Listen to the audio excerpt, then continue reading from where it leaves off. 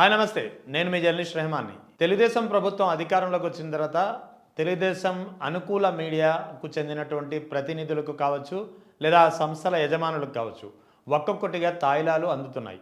గతంలో టీవీ5 అధినేత బిఆర్ నాయుడికి టీటీడీ చైర్మన్ పదవి కట్టబెడితే, ఇప్పుడు తాజాగా ఆంధ్రజ్యోతి పత్రిక అధినేత రాధాకృష్ణకు సంబంధించినటువంటి ఆమోద పబ్లికేషన్స్కు ఏకంగా 0.74 ఎకరాల విలువైన కోట్లాది రూపాయల విలువైన భూమిని కూటమి ప్రభుత్వం ఉచితంగా ఫ్రీ ఆఫ్ కాస్ట్ అందించింది. దీనికి సంబంధించినటువంటి నిర్ణయం ఇవాళ తీసుకుంది కూటమి ప్రభుత్వం. సో వాస్తవానికి కూటమి ప్రభుత్వం ఇప్పుడైతే ఇచ్చింది, కానీ గతంలోనే అంటే 2014-19 మధ్యలోనే అప్పుడు తెలుగుదేశం ప్రభుత్వం అధికారంలోకి వచ్చినప్పుడే ఇదే విశాఖపట్నంలో దాదాపు 1.50 ఎకరాల భూమిని 2017లో చంద్రబాబు నాయుడు ప్రభుత్వం ఇదే ఆమోద పబ్లికేషన్స్కు కేటాయించింది. అది కూడా మార్కెట్ వాల్యూ ఆధారంగా. ఇది ఎప్పుడు జరిగింది? 2017 జూన్ 28న దీనికి సంబంధించినటువంటి కేటాయింపులు జరిగాయి. సో ఇందులో 0.74 ఎకరాలు నేషనల్ హైవేకి సంబంధించినటువంటి బఫర్ జోన్ పరిధిలో ఉన్నందున మిగిలిన భూమిని మాత్రం తీసుకున్న పరిస్థితి. అయితే ఆ తర్వాత అధికారంలోకి వచ్చినటువంటి వైఎస్ఆర్ కాంగ్రెస్ పార్టీ ప్రభుత్వం 2020 జనవరి 30వ తేదీన దీనికి సంబంధించినటువంటి బఫర్ జోన్లో పరిధిలో వస్తుంది. ఇది నిబంధనలకు విరుద్ధంగా ఆంధ్రజ్యోతి సంస్థకు ఈ భూమిని కేటాయించింది గత ప్రభుత్వం అనే కారణంతో మొత్తానికి దీనికి సంబంధించినటువంటి ఆ భూమి కేటాయింపును రద్దు చేసింది. దీనిని హైకోర్టులో ఛాలెంజ్ చేసింది ఆంధ్రజ్యోతి సంస్థ.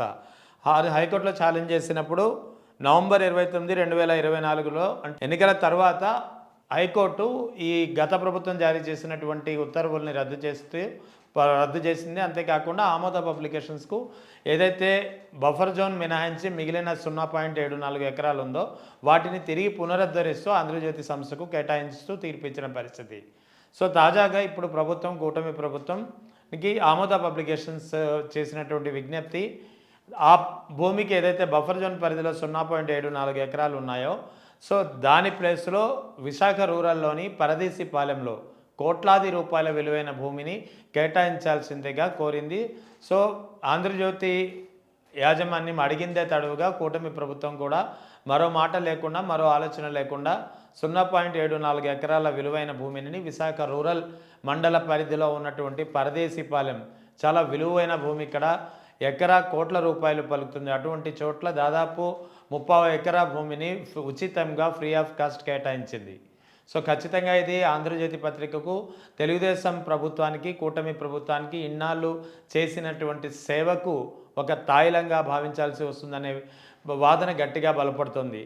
అదే సమయంలో ఇటీవల అంటే త్వరలో రాజ్యసభకు సంబంధించి 4 స్థానాలు, ఏపీకు సంబంధించి 4 రాజ్యసభ స్థానాలు ఖాళీ అవుతున్నాయి. ఈ 4 రాజ్యసభ స్థానాల్లో ఒక స్థానం జనసేనకు కేటాయించే పరిస్థితి ఉంది. మరో స్థానంలో టీడీపీ ఎవరైతే ఇప్పుడు రాజ్యసభ ఎంపీ ఉన్నారో సానా సతీష్కే తిరిగి దీన్ని రినోవేట్ చేసే అవకాశం స్పష్టంగా కనిపిస్తుంది. సో ఒకటి బీజేపీకి కేటాయించిన మరో రాజ్యసభ స్థానం కోసం ఇప్పటికే తెలుగుదేశం పార్టీలో పెద్ద ఎత్తున పోటీ కనిపిస్తోంది. ఈ పోటీలో చాలామంది ఉన్నారు, ముఖ్యంగా యనమల రామకృష్ణుడు వంటి నేతలు ఉన్నారు. సో అదే సమయంలో ఆంధ్రజ్యోతి రాధాకృష్ణ పేరు కూడా బలంగా వినిపించినటువంటి పరిస్థితి. సో ఇక్కడ ఈ సమయంలో సరిగ్గా రాజ్యసభ సీటు కోసం ఆంధ్రజ్యోతి రాధాకృష్ణ పేరు వినిపించినటువంటి తరుణంలో ఇప్పుడు రాధాకృష్ణకు విశాఖలోని విలువైన కోట్లాది రూపాయల విలువ చేసినటువంటి 0.74 ఎకరాల భూమిని ఫ్రీ ఆఫ్ కాస్ట్ కేటాయించడం అనేది ఖచ్చితంగా రాజ్యసభ సీటుకు ప్రత్యామ్నాయమే అనే ఒక వాదన గట్టిగా వినిపిస్తుంది.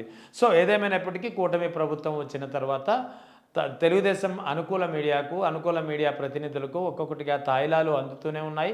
ముఖ్యంగా మొన్న టీవీ5 అధినేత బిఆర్ నాయుడు విషయంలో టీటీడీ చైర్మన్ పదవి, ఇప్పుడు తాజాగా ఆంధ్రజ్యోతి సంస్థ ఆమోద పబ్లికేషన్స్కు కోట్లాది రూపాయల విలువైనటువంటి 0.74 ఎకరాల విలువైన భూమిని ఫ్రీ ఆఫ్ కాస్ట్గా అప్పగించడం.